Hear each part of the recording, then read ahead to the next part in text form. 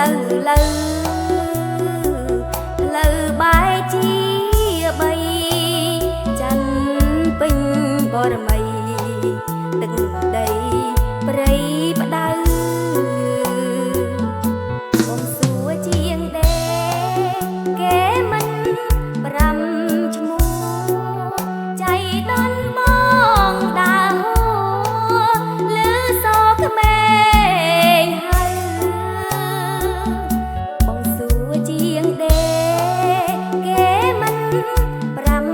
ឈ្មោះចៃដន្យបងដើរហួលឺសក្មេងហើយស្គាល់ឈ្មោះតូចតន់សោភ័ណ្ឌព្រៃផ្ដៅស្នាមស្នេហ៍ក្រឡៅ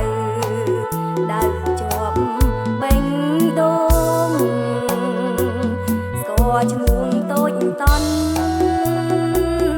សោភ័ណ្ឌព្រៃផ្ដៅស្នាមស្នេហ៍ក្រឡៅដើរ